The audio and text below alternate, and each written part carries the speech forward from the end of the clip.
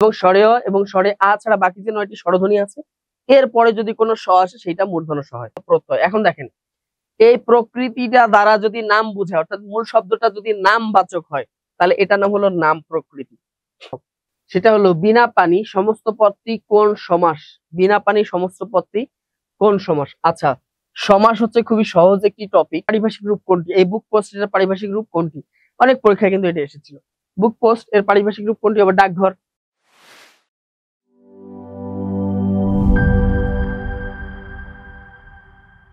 প্রিয় শিক্ষার্থীবৃন্দ, আসসালামু আলাইকুম। সবাইকে স্বাগত জানাচ্ছি বিদ্যাবাড়ি ডিজিটাল ক্লাসরুম থেকে। আশা করি সবাই ভালো আছেন, সুস্থ আছেন। আজকে আমি উপস্থিত হয়েছি ১৯তম শিক্ষক নিবন্ধনকে কেন্দ্র করে বাংলা প্রশ্নের বেশ কিছু সাবলীল সমাধান নিয়ে। অর্থাৎ আপনারা ইতিমধ্যেই জানেন যে ১৮তম শিক্ষক নিবন্ধনের মোটামুটি যে কার্যক্রম যেগুলো ছিল সেগুলো শেষের দিকে তাদের চূড়ান্ত রেজাল্ট প্রকাশিত হয়েছে। চূড়ান্ত রেজাল্ট বলতে ভাইভা রেজাল্ট তাদের প্রকাশিত হয়েছে।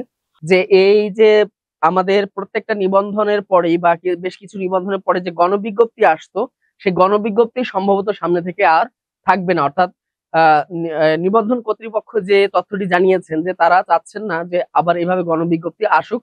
তারা যেটি চাচ্ছেন যে একটা নিবন্ধন পরীক্ষা শেষ হওয়ার সাথে সাথেই চূড়ান্ত ভাবে তাদের নিয়োগ প্রক্রিয়াটা সম্পূর্ণ হয়ে যাবে। অর্থাৎ প্রাইমারিতে যে কাজটি করা হয় যে রেজাল্ট হয়ে গেছে এরপর সুপারিশ প্রাপ্ত হয়ে তারা যোগদান করবেন। এবং অন্যান্য চাকরি পরীক্ষাগুলোতে যেরকম হয় যে ভাইবার রেজাল্ট হয়ে গেছে, হয়ে যাওয়ার পর ভেরিফিকেশন যে কার্যক্রম আছে এগুলো সম্পূর্ণ হয়ে গেলেই তারা কি সরাসরি নিয়োগ প্রাপ্ত হবেন। এবং সামনে থেকে অর্থাৎ ১৯তম নিবন্ধন যারা দিবেন তাদের জন্য আর কিন্তু গণবিজ্ঞপ্তি থাকছে না। এই চিন্তাটা কিন্তু আপনাদের মাথায় রাখতে হবে। তো এর কারণে কি হবে? এর কারণে যে কাজটি হবে সেটি হলো আমরা যদি একটু পরিসংখ্যান দেখি, আমরা যদি একটু পরিসংখ্যানটা একটু ভালো করে দেখি যে ১৮তম নিবন্ধনের পরিসংখ্যান যেটি ১৮তম নিবন্ধন সেখানে কিন্তু আবেদন করেছিল সেখানে আবেদন করে প্রায় ১৮,৬৫,০০০ ১৮,৬৫,০০০ প্লাস কিন্তু সেখানে আবেদন করেছিল। প্রিলিতে অংশগ্রহণ করেছিল, প্রিলিতে অংশ নেয় প্রায় ১৩,৪০,৮৩৩ জন প্রিলিতে অংশ নিয়েছিল। সেখান থেকে কিন্তু প্রিলি পাশ করে কতজন? প্রিলি পাশ করেছিল মোটামুটি ৪.৫ লাখ প্লাস হচ্ছে এখানে প্রিলিতে কি করেছিল? পাশ করেছিল। এবং এই প্রিলি যারা পাশ করে এর মধ্যে লিখিত পরীক্ষায় অংশগ্রহণ করেছিল তারা, এবং লিখিত পরীক্ষায় পাশ করেছিল মাত্র কতজন? ৮৩,৬০০ প্লাস সেখানে কি করেছিল? পাশ করেছিল। এই ৮৩,০০০ থেকে ভাইভায় অংশ নিয়েছিল, ভাইভা কার্যক্রমে তারা অংশ নেয়। ভাইভায় অংশ নিয়েছিল কত হাজার? মোটামুটি ৮১,০০০-এর মতো বা ৮১,০০০ কিছু ৮১,০০০ প্লাস মানে সেখানে ভাইভাতে অংশগ্রহণ করেছিল। এবং আমরা জানি যে এই ভাইভাতে অংশগ্রহণকারীদের মধ্যে পাশ করে মাত্র ৭৪% এবং সর্বসাকুল্যে পাশ করেছিল ৬০,২২১ জন। এরকম একটা সংখ্যা এখানে কি করে পাশ করেছিল কোথায়? ১৮তম শিক্ষক নিবন্ধনে। তাহলে আপনি যদি একটু খেয়াল করেন যে কোথায় ১৮ লাখ আবেদন করেছিল, এর মধ্যে দেখেন প্রায় ৫ লাখ পরীক্ষার্থী তারা প্রিলিতেই অংশগ্রহণ করেনি। তার মানে তাদের প্রস্তুতি হয়তোবা ছিল না, হয়তোবা তাদের বয়স শেষ হয়ে গিয়েছিল, অথবা এমন হতে পারে যেহেতু তাদের বয়স হয়তো ৩৫ ক্রস করেছিল এই জন্য তারা চিন্তা করেছে আর পরীক্ষা অংশগ্রহণ করবে না। পাশাপাশি আরেকটা বিষয় হলো যে অনেকের ছিল যে যাদের প্রস্তুতি আসলে ওইভাবে নেওয়া হয় নাই, এই একটা বিষয়। তো এই যে দেখেন ১৩ লাখ শিক্ষার্থীর মধ্যে দেখেন যে ফেল করছে কতজন? যদি আমি ফেলের সংখ্যাটা দেখি, ফেল করেছে প্রায় ৮.৫ লাখ, অর্থাৎ ৮,৫০,০০০ প্রার্থী কিন্তু সেখানে প্রিলিতেই ফেল করেছে, যেখানে প্রিলিতে পাস মার্ক ছিল মাত্র ৪০। অর্থাৎ ১০০-র মধ্যে ৪০ পাইলেই সে কি করবে? প্রিলিতে উত্তীর্ণ হতে পারবে। তবে এই ৪০ নম্বরই পায়নি কত প্রার্থী? এই ৪০ নম্বরই পায়নি ৩ ভাগের ২ ভাগ প্রার্থী উত্তীর্ণ হইতে পারে নাই। মোটামুটি এখানে প্রিলিতে পাস করেছিল মোটামুটি ৩৫% মতো, এরকম একটা সংখ্যক পাস করেছিল। বাকি দেখেন বাকি যে ৬৫% আছে তারা কিন্তু প্রিলিতেই উত্তীর্ণ হতে পারেনি, মাত্র ৪০ই পায়নি। এবং এখানে লিখিততে যে যারা অংশগ্রহণ করে তাদের মধ্য থেকে মাত্র কত হাজার পাস করেছিল? যদি একটু হিসাব করেন হয়তো ২০-২২% তারা লিখিততে পাস করেছিল। তো এই যে বিষয়টি যে এখানে আছে, এবং ভাইভা যারা অংশগ্রহণ করে সেখান থেকে মাত্র ৭৪% ভাইভাতে পাস করেছে। এবং বিগত যদি আমরা নিবন্ধনের পরিসংখ্যান দেখি তাহলে ১৭তম নিবন্ধনে যেমন পাস করেছিল প্রায় ৯৩%, এর আগে ১৬তম নিবন্ধনে পাস করেছিল ৯৪%, ১৫তম নিবন্ধনে পাস করেছিল ৯২%। কিন্তু এবারই প্রথম যেটি হলো যে এর আগে এরকম একটি হয়েছিল যে আমি একটি লাইভ নিয়েছিলাম এবং সেখানে বলেছিলাম যে ১৮তম নিবন্ধন কিন্তু একটু বাজিমাত ঘটাবে, এবং সেটি হচ্ছে ভাইভাতে কিন্তু এত সংখ্যক প্রার্থী পাস করাবে না। অনেকেই বিরূপ মন্তব্য করেছিলেন এবং শেষ পর্যন্ত কিন্তু তাই হয়েছে। আমি যেটা বলেছিলাম যে ৬০ থেকে ৭০,০০০ প্রার্থী পাস করাতে পারে। তো এটার বিরোধিতা সবাই করেছিল, কিন্তু শেষ মুহূর্তে দেখেন যে আসলেই 60,000 পাশ করিয়েছে। এখন এই 60,000 প্রার্থী থেকে কি সবারই চাকরি হবে? না, হবে না। কারণ দেখা যাবে যে এই 60,000 প্রার্থীর মধ্যে অনেকেরই বয়স দেখা যাবে যে আবেদন প্রক্রিয়া শুরু হতে হতে বয়স 35 হয়ে গেছে। এরকম কিন্তু আছে, অনেকেই আছে। তো এরকম আছে অন্তত 4-5 হাজার প্রার্থী। আবার দেখবেন যে 4-5 হাজার প্রার্থী আছেন যারা নিবন্ধনে যোগদানই করবেন না, মানে তারা আবেদনই করবে না। তাদের শখ হয়েছিল, মানে কি তারা তাদের চিন্তা ভাবনা অন্য কিছু, তাদের এই নিবন্ধনের একটা সার্টিফিকেট দরকার, এই জন্য হয়তো দিচ্ছেন। বা পাশাপাশি যাদের অন্যান্য চাকরি ইতিমধ্যেই কি হয়ে গেছে, যোগদান হয়ে গেছে, এরকম আরো 5,000 প্রার্থী আছে। তাহলে 60,000 থেকে 10,000 চলে গেছে। আরো 10,000 প্রার্থী আছেন যারা বিভিন্ন কারণে চাকরি পাবেন না। যেমন হচ্ছে কিছু কিছু সাবজেক্ট আছে, যে সাবজেক্ট গুলোতে দেখবেন যে 200টি শূন্যপদ আছে, কিন্তু পাশ করেছে 500 জন, তাহলে বাকি 300 জনের কি চাকরি হবে? হবে না। তাহলে এই হিসাবে দেখা যায় আরো 10,000 কিন্তু প্রার্থী এখান থেকে কি হয়ে যাবেন, মাইনাস হয়ে যাবে। তো সেই হিসাব থেকে দেখা যায় যে সর্বোচ্চ 40,000 প্রার্থী এখানে কি করতে পারেন, হয়তো 40,000 প্রার্থী এখানে শিক্ষক পেশায় আসতে পারেন, অর্থাৎ শিক্ষক হিসাবে নিয়োগপ্রাপ্ত হতে পারেন। তো বর্তমানে শূন্যপদ কতগুলো আছে? বর্তমানে আমরা জানি যে শূন্যপদ আছে 1,01,800 সামথিং, এরকম একটা কি শূন্যপদ এখানে আছে। এবং যে আপডেট যে তথ্য সেটি হলো যে 1,0822টি পদে গণবিজ্ঞপ্তি প্রকাশিত হচ্ছে। তাহলে এখান থেকে যদি আপনি 60,000 40,000 যদি প্রার্থী যদি কি হয়, চাকরিটি হয়, তারপরেও আপনাদের জন্য প্রায় 61,000 কিন্তু শূন্যপদ থাকবে। পাশাপাশি 19তম শিক্ষক নিবন্ধন যারা দিবেন তাদের সেই নিবন্ধন প্রক্রিয়া মানে আসতে আসতে, বা তাদের যে চূড়ান্ত যে নিয়োগ প্রক্রিয়া আসতে আসতে দেখা যায় আরো প্রায় 10-20 হাজার শূন্যপদ কিন্তু সৃষ্টি হয়ে যাবে। তো সেই দিক থেকে বলা যায় যে 19তম শিক্ষক নিবন্ধনে প্রায় 60,000, 70,000 বা 80,000 শূন্যপদ কিন্তু থাকবে। ভাই সেটা যদি 1 লাখ হয় তাহলেও কিন্তু অবাক হওয়ার কিছু নাই, কারণ অনেক প্রতিষ্ঠান কিন্তু এর মধ্যেই কি হয়ে যাবে, এমপিভুক্ত হয়ে যাবে। তো এই জন্য 19তম শিক্ষক নিবন্ধনের জন্য কিন্তু যারা পরীক্ষা দিবেন, অনেকেই হয়তো ভাবতেছেন যে 19তম আমি সদ্য পাশ করেছি, 19তম শিক্ষক নিবন্ধনে আমি কি করব, আবেদন করব, হলে হবে না হলে নাই, 20তমও দেখা যাবে। তো এই ধরনের চিন্তা ভাবনা যাদের আছে তাদের মাথা থেকে এই ধরনের চিন্তা ভাবনা কিন্তু একদম ঝেড়ে ফেলতে হবে। কারণ 19তম শিক্ষক নিবন্ধনে যে ধরনের শূন্যপদ থাকবে, 20তম থেকে কিন্তু একটু কমানো শুরু হয়ে যাবে। পাশাপাশি আপনারা ইতিমধ্যে দেখেছেন যে যেহেতু এখানে গণবিজ্ঞপ্তি আর থাকতেছে না, সরাসরি নিয়োগ হবে, যার কারণে যে সমস্ত পরীক্ষার্থী অনেকবার বিশেষ পরীক্ষা দিয়েছেন কিন্তু দুর্ভাগ্যক্রমে হতে পারেনি, অনেকবার প্রাইমারি পরীক্ষা দিয়েছেন দুর্ভাগ্যক্রমে হতে পারেনি, অনেক ব্যাংকের পরীক্ষা দিয়েছে দুর্ভাগ্যক্রমে হইতে পারেনি, অর্থাৎ তার চাকরি পরীক্ষা দেয়ারই অভিজ্ঞতা আছে 10-12 বছর। তো এই সমস্ত পরীক্ষার্থী যারা আছেন, চাকরি প্রত্যাশী যারা আছেন, তারা কিন্তু এখন কিন্তু এই সব প্রাইমারি নিবন্ধনে কিন্তু পরীক্ষা দিবেন। কারণ কি, যেহেতু এখন সরাসরি নিয়োগ প্রক্রিয়া সম্পূর্ণ হবে, কোনো গণবিজ্ঞপ্তি আসবে না, এই ধরনের কোনো চিন্তা নাই। যেহেতু এখন সরাসরি নিয়োগ প্রক্রিয়া হবে, যেহেতু এরপর হচ্ছে সামনে হয়তো পে স্কেল আসবে, নতুন করে বেতন বাড়বে, বিভিন্ন সুযোগ সুবিধা বাড়তেছে, উৎসব ভাতা যেমন 25% ছিল এখন 50% করা হয়েছে। তো এই যে নানা সুযোগ সুবিধার কারণে ওই সমস্ত চাকরি প্রত্যাশী কিন্তু এখন নিবন্ধনের পরীক্ষা দিবেন, বিশেষ করে 19তমতে পরীক্ষা দিবেন। পাশাপাশি 18তমতে যারা ভাইভাতে বাদ পড়ে গেছেন তারা তো আছেনই, তাই না? 17তম 18তম যারা ভাইভাতে বাদ পড়ে গেছেন বা লিখিত পরীক্ষা দিয়েছিলেন, উত্তীর্ণ হতে পারেননি, ওই সমস্ত চাকরি প্রত্যাশীও কিন্তু পরীক্ষা দিবেন। তো যারা সদ্য পাস করেছেন, এইচএসসি পাস করেছেন, এইচএসসি পাশে স্কুল 2 তে আবেদন করতে পারবেন, বা এইচএসসি পাস বা আলিম পাশে, পাশাপাশি অনার্স পাশে আপনি স্কুল পর্যায়ে আবেদন করতে পারবেন। পাশাপাশি কিছু কিছু সাবজেক্টে অনার্স পাশে আবেদন করতে পারবেন কলেজ পর্যায়ে, আবার কিছু কিছু সাবজেক্টে মাস্টার্স পাস লাগবে বাধ্যতামূলক, তারা কলেজে আবেদন করতে পারবেন। তো এই সমস্ত যারা নতুন যারা আছেন, যারা সদ্য পাশ করে বের হয়েছেন, তারা কিন্তু কখনোই ওই যে অভিজ্ঞতা সম্পন্ন যারা আছেন, দীর্ঘদিনের চাকরি পরীক্ষা দেওয়ার যাদের অভিজ্ঞতা আছে, তাদের সাথে কিন্তু পেরে উঠবেন না। তো এই জন্যই কিন্তু আপনাদের এখন থেকেই প্রস্তুতি নিতে হবে।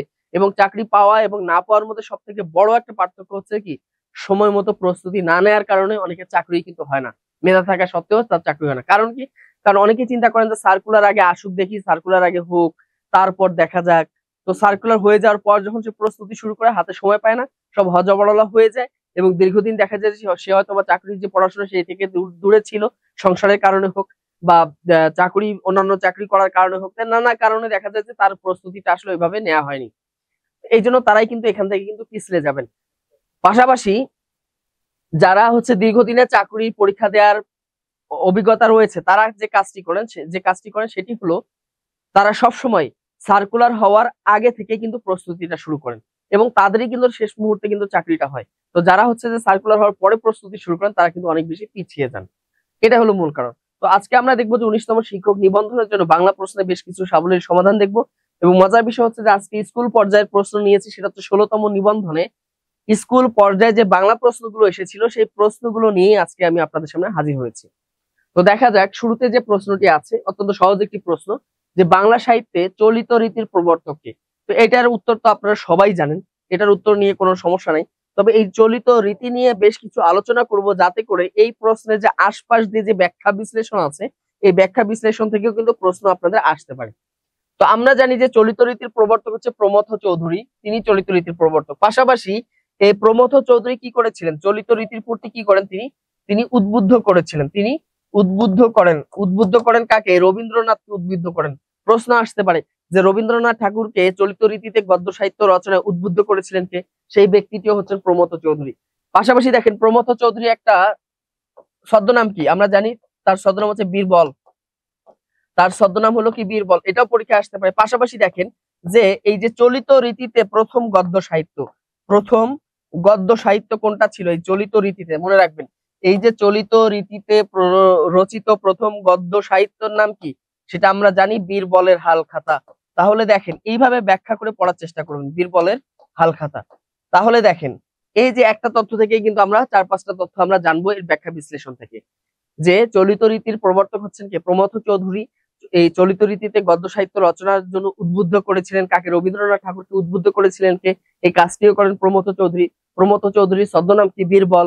এবং এই চলিত রীতিতে রচিত প্রথম যে গদ্য সাহিত্য ছিল সেই সাহিত্যের নাম হচ্ছে বীরবলের হালখাতা। তাহলে এভাবে যদি আপনারা প্রশ্নগুলো পড়েন তাহলে দেখা যাবে যে কি নিবন্ধনের প্রশ্ন ঠিক যেভাবেই আসুক না কেন আপনি পরীক্ষায় কিন্তু উত্তীর্ণ হতে পারবেন।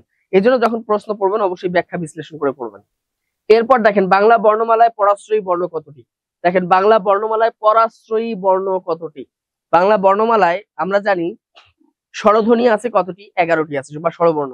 ব্যঞ্জন বর্ণ আছে কতগুলো? ব্যঞ্জন বর্ণ আছে 39টি। এর মধ্যে প্রথম যে 25টি বর্ণ ক থেকে শুরু করে একদম ম পর্যন্ত, এগুলোকে 5টা বর্গীয় ধ্বনি বলা হয়। যেমন ক বর্গকে বলা হয় কণ্ঠধ্বনি, তাই না? চ বর্গ হচ্ছে তালব্য ধ্বনি, এরপর হচ্ছে ট বর্গ হচ্ছে মূর্ধাধ্বনি, ত বর্গ হচ্ছে দন্তধ্বনি এবং প বর্গ হচ্ছে ওষ্ঠধ্বনি। 25টি ধ্বনি। এর পরবর্তী যে ধ্বনিগুলো আছে এই ধ্বনিগুলোর মধ্যে অন্যতম যে ধ্বনি আছে, বেশ কিছু ধ্বনি আছে, যেমন ল কে বলা হয় কি? পার্শ্বিক ধ্বনি। ল হলো কি ধ্বনি? পার্শ্বিক ধ্বনি। আমি বলে দিচ্ছি আপনাদেরকে, ল হলো কি? পার্শ্বিক ধ্বনি বলা হয়। এই ধরনের বেশ কিছু ধ্বনি আছে, সেটা হচ্ছে পরাশ্রয়ী বর্ণ। এই পরাশ্রয়ী বর্ণ মূলত 3টি, একটা আমরা জানি বিসর্গ, আরেকটা জানি আমরা অনুস্বার, আর একটা হলো কি? চন্দ্রবিন্দু। এই 3টি বর্ণ নিজে নিজে উচ্চারিত হইতে পারে না, এই কি করে? অন্য কোনো বর্ণের উপর আশ্রয় গ্রহণ করে উচ্চারণে সে সহায়তা করে বা সে উচ্চারিত হয়। তাহলে পরাশ্রয়ী বর্ণ এখানে কতটি আছে? 3টি আছে। পাশাপাশি এর সাথে আরো বেশ কিছু বর্ণ পড়বেন। এর মধ্যে হচ্ছে পূর্ণমাত্রা, অর্ধমাত্রা, মাত্রাহীন। এই বর্ণগুলো যে বিভাজন যে আছে, এই বর্ণের বিভাজনগুলো খুব সুন্দর করে আপনাদের পড়তে হবে। এরপরে যে প্রশ্নটি আছে দেখেন, যে নিচের কোনটি সত্য বিধানের নিয়মে শুদ্ধ হয়েছে? খেয়াল করেন, সত্য বিধানের বেশ কিছু নিয়ম আছে। আমরা যদি দেখি, আমরা জানি যে সত্য বিধান হচ্ছে কি? রি, এরপর হচ্ছে র, এরপর হচ্ছে মূর্ধন্য স, সরি যুক্ত খ। রি, র, যুক্ত খ, এই বর্ণগুলোর পরে যদি কখনো স আসে সেই সটা মূর্ধন্য স হয়। এরপর দেখেন ট বর্গীয় ধ্বনি, ট বর্গীয় ধ্বনির সাথে যদি কি হয়? ট বর্গীয় ধ্বনির সাথে যদি কি হয়? দন্ত স কি হয়? যুক্ত বর্ণ গঠন করে, যুক্ত বর্ণ গঠন করে, তাহলে এই দন্ত সটা কি হয়ে যায়? মূর্ধন্য স হয়ে যায়, মূর্ধন্য স হয়ে যায়। পাশাপাশি আমরা আরেকটা নিয়ম জানি, সেটি হচ্ছে যে যত ধরনের কি আছে? স্বরধ্বনি আছে, স্বরধ্বনি, স্বরধ্বনি। সেই স্বরধ্বনি গুলো কি কি? স্বরধ্বনি হচ্ছে কোনগুলো? স্বরে অ এবং স্বরে আ ছাড়া, স্বরে অ এবং স্বরে আ ছাড়া বাকি যে 9টি স্বরধ্বনি আছে, বাকি 9টি যে স্বরধ্বনি আছে, এই স্বরধ্বনি গুলোর পরে যদি কখনো স আসে সেই সটিও কি হয়? মূর্ধন্য সই হয়। যেমন দেখেন ভূষণ বানানটি, ভূষণ, ভূষণ বানানে কেন মূর্ধন্য স হয়েছে? এই কারণেই হয়েছে, দেখেন এই স এর আগে কি আছে? দীর্ঘ উকার আছে, অর্থাৎ দীর্ঘ আছে। এই জন্যই এরপরে যে স্বরটি আসবে সেটা মূর্ধন্য স আসবে। তাহলে এই 3টা হচ্ছে মূল নিয়ম। সত্য বিধানের এই 3টি নিয়মই হচ্ছে কি? মূল নিয়ম। তো এখানে দেখেন রি, র, যুক্ত খ বা ক্ষীয় খ যেটি আছে এরপরে স হয়। ট বর্গীয় ধ্বনির সাথে যদি কখনো স আসে সেই সটা মূর্ধন্য স হয়, এবং স্বরে অ এবং স্বরে আ ছাড়া বাকি যে 9টি স্বরধ্বনি আছে এরপরে যদি কোনো স আসে সেটা মূর্ধন্য স হয়। তাহলে এখানে দেখেন যে মাস্টার, এখানে দেখেন স এর সাথে ট যুক্ত হয়েছে। পোশাক, পোশাক বানান ঠিক আছে, এখানে তালব্য স হবে, এই বানান ঠিক আছে। এবার দেখেন জিনিস, এই বানানো ঠিক আছে, এখানে দন্তস্বই হবে। কারণ কি? দেখেন অনেকগুলো কারণ আছে, জিনিস এখানে অনেকগুলো কারণ আছে। এবার দেখেন পোস্ট মাস্টার, এটাও কি হয়েছে? এই যে দেখেন পোস্ট, এখানে দন্তস্ব ট কি হয়েছে? যুক্ত হয়েছে। তারপরেও দেখেন মাস্টার শব্দটি হচ্ছে বিদেশি ভাষা শব্দ, ইংরেজি ভাষা শব্দ, এই জন্য বিদেশি শব্দে কি হয় না? মনে রাখবেন, বিদেশি শব্দে কখনো মূর্ধন্য স হয় না, বিদেশি শব্দে হবে না, তাই না? বিদেশি শব্দে কখনো মূর্ধন্য স হয় না। এরপর হলো কি, ক্রিয়াবাচক শব্দে কখনো মূর্ধন্য স হয় না, ক্রিয়াবাচক শব্দে কখনো মূর্ধন্য স হয় না। আর একটা হলো সাত প্রত্যয় যুক্ত শব্দে কখনো মূর্ধন্য স হয় না। এই তিনটা জায়গায় কখনো মূর্ধন্য স হয় না। তাহলে দেখেন পোশাক, পোশাক এটাও কি তালবস্যই হবে, পোশাক এর বানান ঠিক আছে। জিনিস, এটাও দন্তস্বই হবে, জিনিস। পোস্টমাস্টার, এটি হচ্ছে ইংরেজি ভাষার শব্দ, এটাও কি বানান এখানে ঠিক আছে। তাহলে এখানে দেখেন যে এইগুলো হচ্ছে বিদেশি শব্দ এবং এই দুইটা বানানো কিন্তু ঠিক আছে। তাহলে এখানে দেখেন যে সত্য বিধান অনুযায়ী এখানে শুদ্ধ বানান একটাও নাই। কেন নাই? সত্য বিধানের কোনো এখানে শব্দ এখানে দেওয়া নাই, কারণ এটা বিদেশি শব্দ, এটাও বিদেশি শব্দ, আর এগুলো বানান ঠিক আছে। তার মানে এখানে কোনো সঠিক উত্তরই নাই। এই ধরনের প্রশ্ন যদি আপনাদের পরীক্ষায় আসে তাহলে চেষ্টা করবেন এই উত্তরগুলোকে এড়িয়ে যাওয়ার, অর্থাৎ এটা ফাঁকা ফাঁকাই রাখবেন, এটা মনে রাখতে হবে। এরপর দেখবো আমরা, তার মানে এখানে কোনো সঠিক উত্তর ছিল না। এরপর দেখেন দুলোক শব্দের সন্ধি বিচ্ছেদ কোনটি হবে? দুলোক, দুলোক শব্দের সন্ধি বিচ্ছেদ কোনটি হবে? এখানে দেখেন দু বিসর্গজনক লোক আছে, দুই যোগ লোক, দ্বি যোগ লোক এবং দ্বীপ যোগ লোক। তো এখানে দেখেন যে দুলোক যে সন্ধিটি আছে এই সন্ধিটাকে বলা হয় মূলত নিপাতনে সিদ্ধ ব্যঞ্জন সন্ধি, মনে রাখবেন, নিপাতনে সিদ্ধ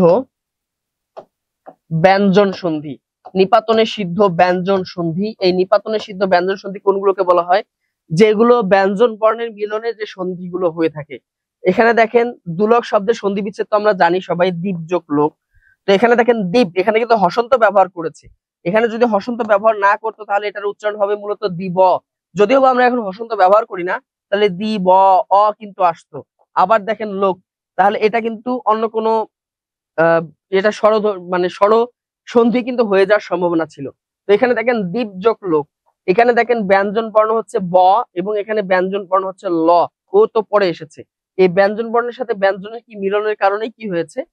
ব্যঞ্জন সন্ধি হয়েছে। তবে এখানে দ্বীপ যোগ লোক ইকুয়াল যে দুলক হয় এটা সন্ধি, এটা কিন্তু কোনো সন্ধির নিয়ম মানে নাই, অর্থাৎ ব্যঞ্জন সন্ধির যে নিয়ম আছে সেই সন্ধির নিয়ম মানে নাই।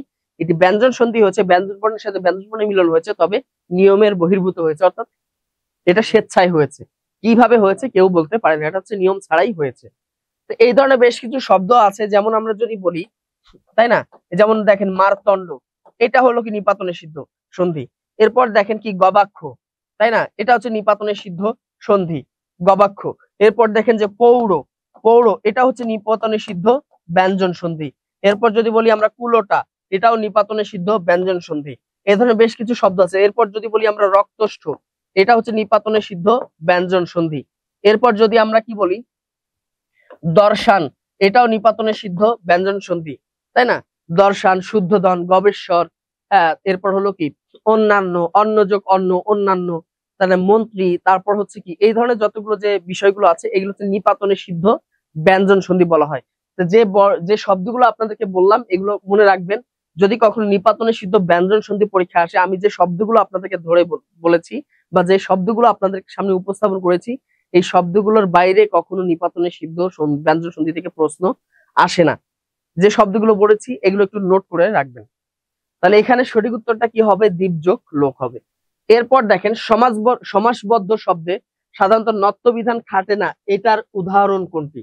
এখন দেখেন সমাস চেনার দরকার। ধরেন যে আপনি সমাস পারেন না, একটা কথা মনে রাখবেন যে শব্দ কিন্তু 6 উপায়ে গঠন করা যায়।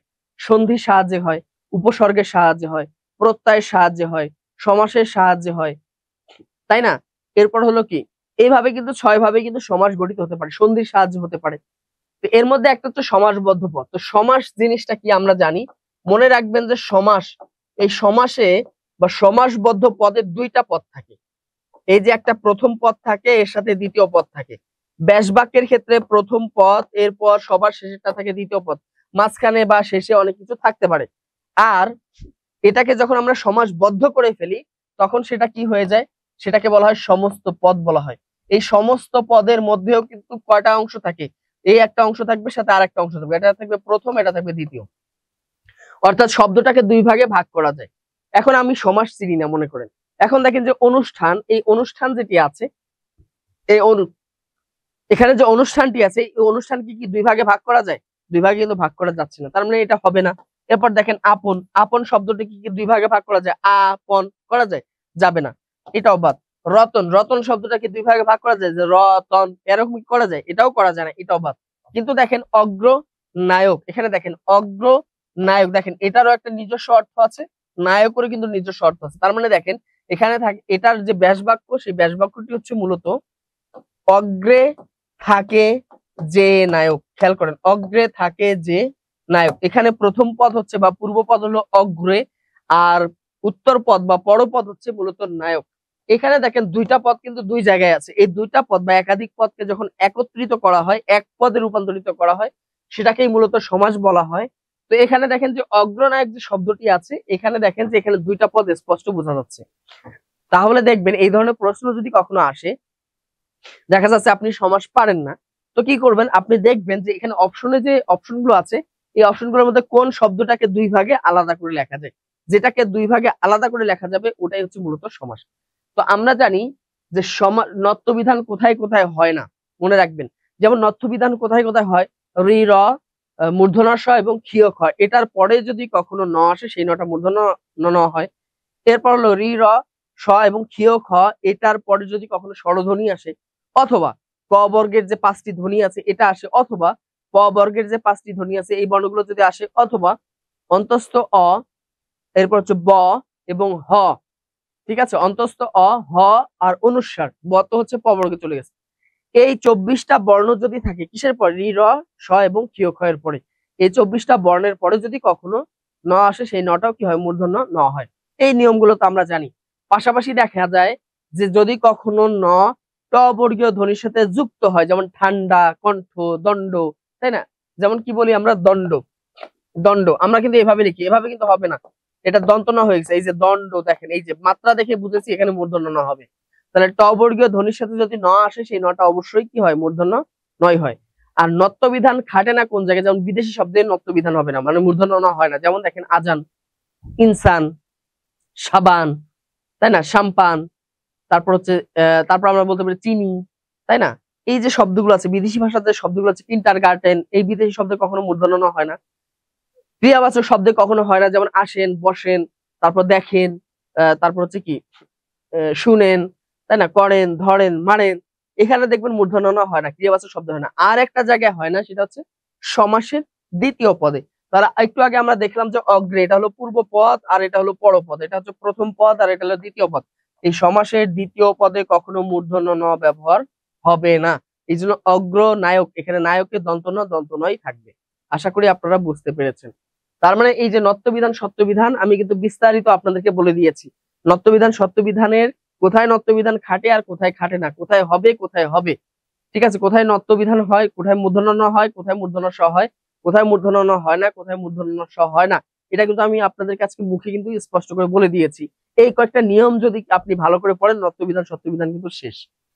এরপর দেখেন পুকুরে মাছ আছে, এখানে পুকুরে কোন অধিকরণ কারক, দেখেন পুকুরে যে মাছ আছে, এই পুকুরে এটা কোন ধরনের অধিকরণ কারক, একটু খেয়াল করেন। বৈষয়িক অধিকরণ, ভাবাধিকরণ অধিকরণ, অভিব্যাপক অধিকরণ, নাকি ঐদেশিক অধিকরণ। পুকুরে মাছ আছে, খেয়াল করেন এখানে যে পুকুরে, এটা কোন কারক হবে। এখানে তো অনেক ধরনের কিন্তু অধিকরণ কারক আছে, আমরা জানি ভাবাধিকরণ, কালাধিকরণ এবং কি রাধারাধিকরণ, আধারাধিকরণ, এই ধরনের বিভিন্ন ধরনের কি কাল, মানে এখানে অধিকরণ আছে। পাশাপাশি আছে ঐদেশিক অধিকরণ আছে, অভিব্যাপক অধিকরণ আছে, বৈষয়িক অধিকরণ আছে। এখন কোন ধরনের অধিকরণ হবে আপনারা অবশ্যই কমেন্টস করবেন। তবে মনে রাখবেন এটা হলো একটা পুকুর, ধরেন যে এটা হলো কি একটা পুকুর, এটা একটা পুকুর। আচ্ছা, পুকুরে যে মাছ আছে, পুকুরে যে মাছ আছে, মাছ কি পুরা পুকুর জুড়ে থাকে, এর চারপাশে পাড় থাকে, এর পুকুরের মধ্যে অনেক পানি থাকে, মাছ কি পুরো জায়গায় থাকে না, পুকুরের নির্দিষ্ট জায়গায় কিন্তু একটা মাছ থাকে, পুরা পুকুর জুড়ে কিন্তু থাকে না। এখানে একটা মাছ, ওখানে একটু মাছ, ওখানে একটু মাছ, দেখেন বিভিন্ন জায়গা জুড়ে কিন্তু থাকে। তাহলে মনে রাখবেন, যখন বিশাল একটা জায়গার নির্দিষ্ট একটা অংশে যদি কোনো কাজ সংগঠিত হয়, নির্দিষ্ট একটা অংশে যদি কোনো কাজ সংগঠিত হয়, তাহলে আমরা জানি অধিকরণ মানে হচ্ছে ক্রিয়া সংগঠিত হওয়ার সময়, কাল বা স্থান। যে জায়গাটাতে ক্রিয়া সংগঠিত হয় ওইটার নাম হলো কি, অধিকরণ। যে সময়ে হয় ওই সময়টাকে বলা হয় কি, অধিকরণ। যে স্থানে হয় ওই স্থানটাকে বলা হয় অধিকরণ। যেহেতু পুকুরে মাছ আছে, মাছ কোথায় আছে, পুকুরে আছে, যেহেতু এখানে পুকুরটা স্থান বুঝিয়েছে, তাহলে অধিকরণ হবে। তবে কোন ধরনের অধিকরণ, যেহেতু যখন মনে রাখবেন, যখন বিশাল একটা স্থানের নির্দিষ্ট একটা জায়গায় কি হয়, বিশাল একটা স্থানের নির্দিষ্ট একটা অংশে কোনো ক্রিয়া সংঘটিত হয়, তখন সেটাকে বলা হয় ঐদেশিক অধিকরণ। কারণ কি, এই যে একটা পুকুর, পুকুরের সব জায়গায় কিন্তু মাছ থাকে না। এই পুকুরের যে পানি আছে, এই পানি অনেক পানি আছে, এই পানির মধ্যে নির্দিষ্ট কিছু জায়গায় কি থাকে, মাছগুলো কিন্তু থাকে। একদম পুকুর ভরে কিন্তু মাছ থাকে না। পুকুরে যদি একদম ফুল যদি মাছ থাকে তাহলে পানি থাকবে কই? বিষয়টা হচ্ছে এটাই। তাহলে মনে রাখবেন যে পুকুরে মাছ আছে, যেহেতু পুকুর পুকুর বিশাল একটা জায়গা, এর নির্দিষ্ট একটা কি একটা স্থানে কি আছে বা নির্দিষ্ট একটা পয়েন্টে মাছ থাকে, এই জন্যই বলা হয় এটাকে ঐদেশিক অধিকরণ। তাহলে মনে রাখবেন, যখন কোনো কাজ বিশাল একটা জায়গার নির্দিষ্ট একটা অংশে সংঘটিত হয়, ওটাকে বলা হয় কি, ঐদেশিক অধিকরণ। এরপর দেখেন, ক্রিয়া বা ধাতুর পরে যে প্রত্যয় যুক্ত হয় তাকে কি বলে? ক্রিয়া বা ধাতুর পরে যে প্রত্যয় যুক্ত হয় তাকে কি বলা হয়? এটা কি ধাতু প্রত্যয় হবে, শব্দ প্রত্যয়, কৃত প্রত্যয় নাকি তদ্ধিত প্রত্যয়? ভালো করে খেয়াল করেন। প্রকৃতি প্রত্যয় যদি আমরা দেখি, যেমন দেখেন একটা হলো হাত যোগ ল ইকুয়াল কি হয়? হাতল। এবার দেখেন ঢাকা যোগ ইয়া ইকুয়াল কি হয়? ঢাকাইয়া। এরপর যদি আমরা দেখি, তাই না, এরপর হচ্ছে আরো যে যে উদাহরণগুলো আছে সেই উদাহরণগুলো যদি আমরা খেয়াল করি তাহলে একটু আপনারা দেখতে পারবেন। যেমন দেখেন ব্রিথ, খেয়াল করেন, ব্রিথ যোগ শান্স ইকুয়াল কি হয়ে যাচ্ছে? বর্ধমান, তাই কিনা? অথবা দেখেন উর যোগ অন্ত, উর যোগ অন্ত ইকুয়াল কি হয়ে যাচ্ছে? উড়ন্ত। এখন খেয়াল করেন, এটাকে বলা হয় প্রত্যয়জাত শব্দ। এইগুলো হচ্ছে প্রত্যয়জাত শব্দ, মানে প্রত্যয় সাধিত শব্দ হয়ে গেছে, এগুলো প্রত্যয় হয়ে গেছে। মনে রাখবেন, যে কোনো একটা শব্দকে ভাঙলে দুইটা অংশ পাওয়া যায়। প্রথম যে অংশটুকু, এই অংশটুকুর নাম হলো কি? মনে রাখবেন, এই অংশটুকুর নাম হলো প্রকৃতি। আর এই প্রকৃতির সাথে যেটা যুক্ত হয়, অর্থাৎ যোগের পরে যে অতিরিক্ত যেটা যুক্ত হয়, এটার নাম হলো কি? প্রত্যয়। এখন দেখেন, এই যে মূল যে শব্দ আছে, তার মানে বুঝলাম যে শব্দের মূলকে প্রকৃতি বলে। অনেকেই হয়তো পারে না, পরীক্ষা আসে শব্দের মূলকে কি বলা হয়? শব্দের মূলের নাম হচ্ছে প্রকৃতি, ধাতু না কিন্তু। শব্দের মূলের নাম কি? শব্দের মূলের নাম হলো প্রকৃতি। আর ক্রিয়ার মূলের নাম হলো ধাতু। মনে রাখবেন, ক্রিয়ার মূলের নাম হচ্ছে কি? ক্রিয়ার মূলের নাম হলো কি? ধাতু। তাহলে শব্দের মূলের নাম হচ্ছে কি? প্রকৃতি। আর ক্রিয়ার মূলকে কি বলা হয়? ধাতু বলা হয়। পরীক্ষা আসে যে ক্রিয়ার মূলকে কি বলে? ধাতু বলে। আর শব্দের যে কোনো শব্দের মূলকে কি বলা হয়? প্রকৃতি বলা হয়। তাহলে দেখেন ঢাকা ইয়া, ঢাকা হলো প্রকৃতি, ইয়া হলো প্রত্যয়, ব্রিথ হলো প্রকৃতি, শান্স হলো কি? প্রত্যয়, উর হলো প্রকৃতি, অন্ত হলো প্রত্যয়। এখন দেখেন, এই প্রকৃতিটা দ্বারা যদি নাম বোঝায়, অর্থাৎ মূল শব্দটা যদি নামবাচক হয়, তাহলে এটা নাম হলো নাম প্রকৃতি।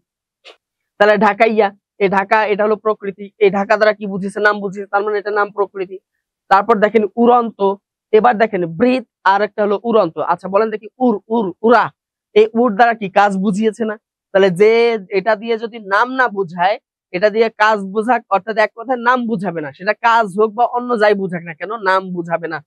যদি এটা দ্বারা কাজ বুঝায় অথবা এই যে ব্রিথ এটা দ্বারা ভাব বুঝায়, তাহলে দেখেন যদি কাজ বুঝায় অথবা ভাব বুঝায়, তাহলে এটার নাম হবে কি? এই প্রত্যয়টা, এই প্রকৃতির নাম হবে ক্রিয়া প্রকৃতি।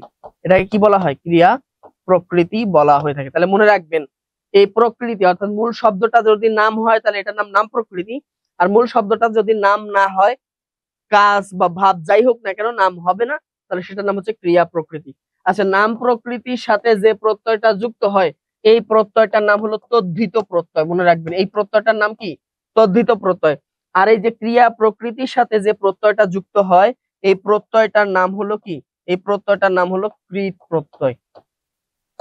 মনে রাখবেন, তাহলে নামের সাথে যে প্রত্যয়টা যুক্ত হয় সেটাকে বলা হয় তদ্ধিত প্রত্যয়, আর ক্রিয়ার সাথে যে প্রত্যয় যুক্ত হয় সেটাকে বলা হয় কি? কৃত প্রত্যয়। তাহলে এখানে যেটা বলেছি যে ক্রিয়া বা ধাতুর পরে যে প্রত্যয় যুক্ত হয় তাকে তাহলে কি প্রত্যয় বলে? সেটার নাম হবে কি? কৃত প্রত্যয়। মনে রাখবেন, এটাই হচ্ছে মূলত প্রকৃতি প্রত্যয়। প্রকৃতি প্রত্যয় কিন্তু আর কিছু না। প্রকৃতি প্রত্যয় অনেকেই আমরা বুঝি না বা চিনি না। এই যে যে আলোচনাটুকু করলাম, এতটুকু যদি কেউ বুঝতে পারেন তাহলে বুঝবেন কোনটা প্রকৃতি আর কোনটা প্রত্যয়, কোনটা তদ্ধিত প্রত্যয়, কোনটা কৃত প্রত্যয়। আশা করি আপনারা বুঝতে পেরেছেন। এরপর দেখবো আমরা সম্মুখে অগ্রসর না হয়ে অভ্যর্থনা। দেখেন কোন কোন টপিক থেকে প্রশ্নগুলো এসেছে, একটু ভালো করে খেয়াল করবেন যে প্রত্যেকটা প্রশ্ন দেখবেন যে আসলে কোন টপিক থেকে এসেছে। এই টপিক গুলো একটু ক্যাচ করার চেষ্টা করবেন। দেখেন, সম্মুখে অগ্রসর হয়ে অভ্যর্থনা এক কথায় প্রকাশ করলে কি বলা হয়? এটা হলো এক কথা, এটা হচ্ছে মেমোরাইজিং পার্ট, এটা কোনো টেকনিক নাই, এটা হচ্ছে আপনাদেরকে মুখস্থ করে বা আপনাদেরকে অনেক বেশি পড়ে পড়ে এটা মনে রাখতে হবে। মুখস্থ করলে হয়তো মনে থাকবে না, তবে বেশি বেশি পড়লে এমনিতেই আপনাদের এটা মনে থাকে। এটা কি প্রত্যুত গমন হবে, অগ্রগামী হবে, শুভ শুভ পদার্পণ, নাকি স্বাগতম? খেয়াল করেন, সম্মুখে অগ্রসর হয়ে অভ্যর্থনা এটাকে বলা হয় প্রত্যুত গমন, মনে রাখবেন। এটাকে কি বলা হয়, এক কথা প্রকাশ করলে হয় প্রত্যুত গমন। এরপর দেখেন, পেয়ারা কোন ভাষা থেকে আগত শব্দ? পেয়ারা কোন ভাষা থেকে আগত শব্দ? বাংলা শব্দ, পর্তুগিজ শব্দ, ফার্সি শব্দ, হিন্দি শব্দ, কোনটি হবে বলেন দেখি? হিন্দি শব্দ। আমরা জানি হিন্দি শব্দ, আমি আপনাদেরকে বলে দিই বেশ কিছু শব্দ। সেটি হচ্ছে আমরা যেমন পড়ে থাকি শেরওয়ানি, এটা কিন্তু হিন্দি ভাষার শব্দ, অনেকেই হয়তো জানেন না। শেরওয়ানি হিন্দি ভাষার শব্দ। ফুচকা হিন্দি ভাষার শব্দ। ফার্সি ভাষার অসংখ্য শব্দ আছে, ফার্সি ভাষার কত শব্দ আছে, তাই না? দোজক, বেহেশত, দেখেন এই যে দোজক ফার্সি ভাষার শব্দ। এরপর দেখেন বেহেশত ফার্সি ভাষার শব্দ, নামাজ ফার্সি ভাষার শব্দ, রোজা ফার্সি ভাষার শব্দ, তাই না? এরপর হলো কি, আপনি যদি বলেন লোকসান ফার্সি ভাষার শব্দ। এরপর যদি আমরা এই ধরনের কি আরো অসংখ্য শব্দ আছে, পেরেশান ফার্সি ভাষার শব্দ, এগুলো হচ্ছে ফার্সি ভাষার শব্দ। বাংলা ভাষার শব্দ তো আমরা চিনি, বাংলা ভাষার শব্দগুলো সাধারণত কয় প্রকার হয়? 4 প্রকার হয়ে থাকে। একটা হলো তৎসম হয় অথবা অর্ধ তৎসম, তদ্ভব, আর একটা হলো দেশি দেশি, আর একটা হলো কি দেশি শব্দ। আর বাকিগুলো হচ্ছে বিদেশি শব্দ, হিন্দি, ফার্সি, পর্তুগিজ হচ্ছে বিদেশি শব্দ। আর বাংলা শব্দ 4টা উৎস থেকে পাওয়া যায়, একটা হচ্ছে তৎসম, একটা হলো অর্ধ তৎসম, একটা তদ্ভব, আর একটা হলো দেশি। এই 4টা উৎস থেকে বাংলা শব্দ তৈরি হয়। আর একটা হলো বিদেশি শব্দ, বিদেশি শব্দগুলো কি হয়েছে বাংলা ভাষায় স্থান দখল করেছে। আর পর্তুগিজ ভাষার যে শব্দগুলো আছে, পর্তুগিজ ভাষার অন্যতম যে শব্দগুলো আমি একটু মুখে বলে দিই, তাহলেই হবে। অসংখ্য শব্দ আছে, এর মধ্যে হচ্ছে যেমন হচ্ছে কি পর্তুগাল, পাদ্রি, চাবি, গির্জা, বালতি, আটা, আনারস, এরপর হচ্ছে সাগু, সালসা, আচার, আলপিন। তা এগুলো কোথায় রাখে? আলমারিতে রাখলো, তাই না? এরপর হচ্ছে বিনতি, তারপর বেহালা, তারপর হচ্ছে কামরা, তাই না? তারপর হচ্ছে জামা, তারপর হচ্ছে বোতাম, তারপর ফিতা। হ্যাঁ, এগুলো হচ্ছে কি পর্তুগিজ ভাষার শব্দ। তারপর হচ্ছে আতা, আলকাতরা, তারপর হলো কি আয়া, তারপর হলো কি কেরানি। এরপর এই ধরনের অসংখ্য শব্দ কিন্তু আছে। তারপর হলো ইস্ত্রি, যে ইস্ত্রি দিয়ে আমরা কি করি, কাপড় ইস্ত্রি করি, সেই ইস্ত্রি। তারপর হচ্ছে পেরেক। এই যে শব্দগুলো আমি যে বললাম, এই সবগুলো শব্দ হচ্ছে মূলত পর্তুগিজ ভাষার শব্দ। তাহলে পেয়ারা, একটু আগে দেখেন এই যে পেয়ারা, তাহলে কোন ভাষার শব্দ আমরা জানি? পেয়ারা হচ্ছে মূলত পর্তুগিজ ভাষার শব্দ, মনে রাখবেন। পেয়ারা হলো মূলত পর্তুগিজ ভাষার শব্দ। এরপর দেখেন তামার বিষ বাগধারাটির অর্থ কি? তাহলে দেখেন, একটু আগে কিন্তু আমরা দেখেছি এক কথা প্রকাশ এসেছে, আবার কি এসেছে? এবার কিন্তু এসেছে বাগধারা। তাহলে আপনাদেরকে বুঝতে হবে যে শিক্ষক নিবন্ধনে আসলে কোন কোন টপিক থেকে বাংলা প্রশ্নগুলো হয়ে থাকে। তামার বিষ, এটা তো সবাই জানি, সেটা হচ্ছে কি অর্থের কুপ্রভাব। তামার বিষ এই বাগধারাটির অর্থই হচ্ছে কি অর্থের কুপ্রভাব, অর্থের কুপ্রভাব। আর আজকে যে প্রশ্নগুলো আলোচনা করতেছি এগুলো কিন্তু এখানে সেখান থেকে নেওয়া না। এটা হচ্ছে 16তম শিক্ষক নিবন্ধনে স্কুল পর্যায়ে যে বাংলা যে 25টি প্রশ্ন এসেছিল, সেই প্রশ্নগুলোই কিন্তু আজকে আপনাদের সামনে নিয়ে উপস্থিত হয়েছি, যাতে করে আপনাদের একটা ধারণা হয় যে বাংলা প্রশ্ন আসলে কোন কোন টপিক থেকে হয়ে থাকে। দেখেন, গুণহীনে ব্যর্থ আস্ফালন। দেখেন, গুণহীনের ব্যর্থ আস্ফালন, গুণহীনের। আচ্ছা, গুণহীন বলতে কি বোঝায়? যার কোনো গুণ নাই, যে মানুষটার কোনো ধরনের কি নাই, দক্ষ নাই, অদক্ষ একটা মানুষের ব্যর্থ আস্ফালন। সে যখন লাফালাফি করে, অনেক বেশি কি করে, বাড়াবাড়ি করে, এটাকে বলে আস্ফালন, তাই না? তাহলে যে হলো অকাজের মানুষ, তার হচ্ছে কি, তার লাফালাফিটাই হচ্ছে মূলত ব্যর্থ। তাহলে এই যে প্রবাদটি আছে বা এই অর্থটি কোন প্রবাদে ব্যর্থ হয়েছে? এটা কোন প্রবাদের, মানে এখানে যে একটি বলা হয়েছে যে গুণহীনের ব্যর্থ আস্ফালন, এটা কোন প্রবাদের অর্থ হতে পারে? সেটা হচ্ছে কানা ছেলের নাম পদ্মলোচন, এটা হতে পারে না। কানা ছেলের নাম পদ্মলোচন হতে পারে না। ঘুঘু দেখেছো ফাঁদ দেখোনি, এখানে মূলত এক ধরনের শত্রুতা বা প্রতিশোধের একটা বিষয় এখানে চলে আসছে, বা এক ধরনের কি এখানে একটা প্রতিশোধ প্রতিশোধ বা একটা শত্রুতা সম্পর্ক তৈরি হয়েছে। আসলে মুঘল নেই ঢেকি ঘরে চাঁদোয়া, এটাও কিন্তু মানে এটা হলো কি বলা যায়, অপদার্থ বা মূর্খ এই টাইপের অর্থ দিচ্ছে। কিন্তু এখানে দেখেন, অসারের তর্জন গর্জন সার, মানে যে হলো অসার। অসার বলতে কি বুঝায়? যে হলো কি এখনো সারে নেই, মানে কি পরিপক্ক হয়নি। এই পরিপক্ক মানুষের তর্জন গর্জন করাটাই হচ্ছে কি এটা তার জন্য কি সার, বা এটাই হলো কি তার জন্য বাড়াবাড়ি করা। মানে অপরিপক্ক মানুষ যদি তর্জন গর্জন করে, তাহলে এটা কি তার জন্য মানানসই? অবশ্যই মানানসই নয়। তাহলে এটা হবে কি মূলত অসারের তর্জন গর্জন সার। এরপর দেখেন বিপরীতে পড়া, এই যে বিপরীতার্থে পড়া যে উপসর্গটি আছে এটা যুক্ত শব্দ কোনটি? বিপরীত অর্থ দিয়েছে, বিপরীত অর্থ দিয়েছে অর্থাৎ নেগেটিভ অর্থ দিয়েছে। যেমন পরাকাষ্ঠা, পরাকাষ্ঠা নিজেই একটা শব্দ, তাই কিনা? পরাক্লান্ত, পরাক্লান্ত নিজেই একটি শব্দ, এটা ক্লান্তের বিপরীত শব্দ এখানে দিবে না। কাষ্ঠার বিপরীত কখনো পরাকাষ্ঠা হবে না। পরাকাষ্ঠা নিজেই একটা শব্দ, পরাক্লান্ত নিজেই একটি শব্দ। পরায়ণ, এখানে দেখেন পরায়ণ নিজেই একটি পরিপূর্ণ শব্দ। পরায়ণ, পরায়ণ কি? পরায়ণ, পরায়ণ তো পজিটিভ অর্থ দেয়। পরাক্লান্ত পজিটিভ অর্থ দিচ্ছে, পরাকাষ্ঠাও পজিটিভ অর্থ দিচ্ছে, কিন্তু পরাভব এটা নেগেটিভ অর্থ দিচ্ছে। পরাভব শব্দের অর্থ হচ্ছে পরাজয়। পরাভব শব্দের অর্থ কি? পরাজয় বরণ করে। এটা হচ্ছে জয়ের বিপরীত হচ্ছে পরাজয়। অর্থাৎ এখানে একটি অপশন আছে, সেটা হচ্ছে নেগেটিভ অর্থ দিয়েছে, আর বাকি যে তিনটি অপশন এগুলো পজিটিভ অর্থ দিয়েছে, অর্থাৎ ইতিবাচক অর্থ দিয়েছে। ঠিক আছে, হাবাচক অর্থ দিয়েছে বা হাবোধক অর্থ দিয়েছে। তাহলে এখানে উত্তর হবে কি? পরাভব। সেটা হলো বিনা পানি সমস্ত পদটি কোন সমাস? বিনা পানি সমস্ত পদটি কোন সমাস? আচ্ছা, সমাস হচ্ছে খুবই সহজ একটি টপিক, যদিও আমাদের কাছে সমাস অত্যন্ত কঠিন মনে হয়।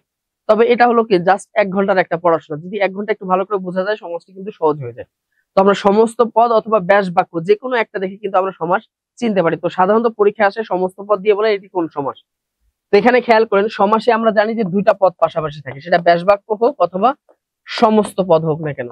এখানে দেখেন যে বিনা পানি, একটি অংশ হচ্ছে বিনা আর একটি হচ্ছে পানি। এখানে দেখেন যে বিনা যে শব্দটি আছে এই শব্দটিও মূলত হচ্ছে বিশেষ্য পদ, এবং পানি যে শব্দটি আছে এটিও হচ্ছে মূলত বিশেষ্য পদ, মনে রাখবেন। এই বিশেষ্য এবং বিশেষ্য দুইটা বিশেষ্য মিলে যদি কোনো সমাস গঠিত হয় সেটাকে বলা হয় ব্যাধিকরণ বহুব্রীহি সমাস। সেটাকে কি বলা হয়? ব্যাধিকরণ বহুব্রীহি সমাস হয়। এটার ব্যাস বাক্য হচ্ছে কি? বিনা, বিনা পানিতে যার, বিনা পানিতে যার। এরকম আছে, যেমন আমরা অনেক সময় বলে থাকি না গোফ খেজুরে, কি বলে থাকি? গোফ খেজুরে। এটার ব্যাস বাক্য হচ্ছে কি? গোফে খেজুর যার, গোফে খেজুর যার। এখন এখানে খেয়াল করেন যে গোফ খেজুরে, এই যে গোফ এটাও হলো বিশেষ্য পদ, খেজুর এটিও হলো বিশেষ্য পদ। তাহলে বিশেষের সাথে বিশেষ্য মিলে কি হয়ে থাকে? ব্যাধিকরণ বহুব্রীহি হয়ে থাকে। আর ব্যতিহার বহুব্রীহি কোনটি? ব্যতিহার বহুব্রীহি মনে রাখবেন, এক জাতীয় শব্দ যদি মানে এক জাতীয় শব্দ যদি পরপর বসে, অর্থাৎ এক জাতীয় শব্দ যদি পরপর পদ হয়, পদ হিসাবে যদি গঠিত হয়, গঠিত হলে মাঝের পদে অর্থাৎ প্রথম পদের শেষে আকার এবং দ্বিতীয় পদের শেষে ইকার থাকে, অথবা যে কাজটি বা যে ক্রিয়াটি হচ্ছে কি পারস্পরিক হয়, অর্থাৎ দুইজন মিলে যে কাজগুলো করা হয় সেটাই হচ্ছে মূলত ব্যতিহার বহুব্রীহি হয়। এই ধরনের শব্দগুলো, যেমন দেখেন একটা শব্দ হচ্ছে কান, আরেকটা শব্দ হলো কান। এই কান এবং কান দুইটা শব্দকে পরপর আমরা করলাম, করার পর প্রথম যে শব্দটি ছিল এর শেষে আকার দিলাম, দ্বিতীয় শব্দ শেষে ইকার দিলাম, হয়ে গেল কি? কানাকানি। এরপর যেমন দেখেন চুল, চুল, প্রথম শব্দের শেষে কি দিলাম? আমরা আকার দিলাম, দ্বিতীয় শব্দের শেষে ইকার দিলাম। এটাই হলো মূলত ব্যতিহার বহুব্রীহি। আর মধ্যপদলোপী বহুব্রীহি, এটা নেই মধ্যপদলোপী, কর্মধারয় আছে। মধ্যপদলোপী কি আছে? কর্মধারয় সমাস আছে। আর একটা হলো অলুক বহুব্রীহি, মনে রাখবেন। একটা আছে অলুক দ্বন্দ্ব। অলুক দ্বন্দ্ব হচ্ছে মূলত যখন দেখবেন যে পূর্বপদ এবং পরপদ, পূর্বপদ এবং পরপদ অর্থাৎ প্রথম পদ এবং দ্বিতীয় পদের দুই জায়গাতে কি থাকে? বিভক্তি থাকে। দুই পদেই বিভক্তি থাকে, ব্যাস বাক্যের মধ্যেও বিভক্তি থাকে এবং কি সমস্ত পদেও বিভক্তি থাকে। বিভক্তি কখনো লোপ পায় না, তবে বিভক্তি দুইটা পদেই থাকে, এটাকে বলা হয় অলুক দ্বন্দ্ব। আর অলুক তৎপুরুষ সমাস বলতে বোঝায় যদি প্রথম পদে বিভক্তি থাকে, মনে রাখবেন যদি প্রথম পদের বিভক্তি, আমরা জানি তৎপুরুষ সমাস বলতে বোঝায় যে যে সমাসের ব্যাস বাক্য করতে গেলে প্রথম পদের শেষে কি যুক্ত করতে হয়? বিভক্তি যুক্ত হয়। তবে কথা হচ্ছে যদি প্রথম পদে যে বিভক্তি যুক্ত হয় এই বিভক্তি যদি সমস্ত পদে গিয়ে যদি উঠে না যায় অর্থাৎ লোপ না পায়, সেটাকেই বলা হয় মূলত অলুক তৎপুরুষ। আর অলুক বহুব্রীহি, অলুক তৎপুরুষ এবং অলুক বহুব্রীহি দুইটা মূলত একই। এটারও প্রথম পদে কি থাকবে? অলুক বহুব্রীহির ক্ষেত্রেও প্রথম পদের শেষে কি থাকবে? বিভক্তি থাকবে, এবং এই বিভক্তি কিন্তু সমস্ত পদে গিয়ে কি পাবে না? লোপ পাবে না। তবে কথা হচ্ছে অলুক তৎপুরুষ যে সমাসটা থাকবে সেই অলুক তৎপুরুষের ব্যাস বাক্য এবং সমস্ত পদ একই থাকবে, কোনো পরিবর্তন হবে না। আর অলুক বহুব্রীহি হচ্ছে যার ব্যাস বাক্যের প্রথম পদের যে বিভক্তি আছে এটা সমস্ত পদেও ঠিক থাকবে, তবে সমস্ত পদ যেটা থাকবে সেটার ব্যাস বাক্য কি থাকবে না? ঠিক থাকবে না। অর্থাৎ কি ব্যাস বাক্যটাকে একটু বাড়িয়ে লিখতে হয়। সহজভাবে যদি আমি বলি, যেমন আমরা বলি যে বিয়ে বাড়ি, খেয়াল করেন বিয়ে বাড়ি। এখন বিয়ে বাড়ি বললে কিন্তু এটাকে ব্যাখ্যা করার কোনো প্রয়োজন পড়তেছে না। বিয়ে বাড়ি মানে কি? বিয়ে বাড়ি মানে যে বাড়িতে বিয়ে হয়েছে ওটাই তো বিয়ে বাড়ি, এটা ক্লিয়ার অর্থ বোঝা যায়। এটাকে বলা হবে কি? বিয়ে বাড়ি। এটার ব্যাস বাক্য হচ্ছে বিয়ে বাড়ি, আর এটার কি সমস্ত পদ হবে কি? বিয়ে বাড়ি। এটা হচ্ছে অলুক কি সমাস, এটাকে বলা হয় অলুক তৎপুরুষ সমাস। আর একটা হলো আমরা জানি যে রাজায় রাজায়, খেয়াল করেন রাজায় রাজায়। এখন দেখেন রাজায় রাজায়, এটা ব্যাস বাক্য রাজায় রাজায়, সমস্ত পদ হচ্ছে রাজায় রাজায়। এখানে দেখেন দুইটা পদেই বিভক্তি আছে, লোপ পায়নি, ব্যাস বাক্যও লোপ পায়নি, সমস্ত পদেও লোপ পায়নি। এটার নাম হচ্ছে কি অলুক দ্বন্দ্ব সমাস। আর অলুক বহুব্রীহি হচ্ছে যেমন আমরা বলতে পারি গায়ে হলুদ, গায়ে হলুদ। এখন দেখেন গায়ে হলুদ বললে কিন্তু ব্যাখ্যার প্রয়োজন আছে। গায়ে হলুদ বলতে কি বুঝায়, গায়ে হলুদ বলতে কি বুঝায়, গায়ে হলুদ নাকি হলুদে গা প্যাঁচ লেগে যাচ্ছে, বিয়ে বাড়ি বলে কিন্তু ব্যাখ্যার দরকার নেই। গায়ে হলুদ, এটার ব্যাস বাক্য তখন কি হবে, গায়ে হলুদ দেওয়া হয় যে অনুষ্ঠানে, গায়ে হলুদ দেওয়া হয় যে অনুষ্ঠানে। তাহলে দেখেন সমস্ত পদেও আছে গায়ে হলুদ, প্রথম পদে বিভক্তি আছে, ব্যাস বাক্য করতে যান গায়ে হলুদ দেওয়া হয় যে অনুষ্ঠানে, এখানেও কিন্তু গায়ে প্রথম পদে কি আছে, বিভক্তি, ঠিক আছে। তবে অলুক বহুব্রীহি আর অলুক তৎপুরুষের মধ্যে পার্থক্য হচ্ছে অলুক তৎপুরুষে ব্যাস বাক্য এবং সমস্ত পদে কোনো পরিবর্তন হয় না, যেটাই ব্যাস বাক্য ওইটাই সমস্ত পদ। আর অলুক বহুব্রীহিতে সমস্ত পদ এবং ব্যাস বাক্যে কি করতে হয়, একটু ব্যাখ্যা বিশ্লেষণ করতে হয়, এটাই হচ্ছে মূলত পার্থক্য।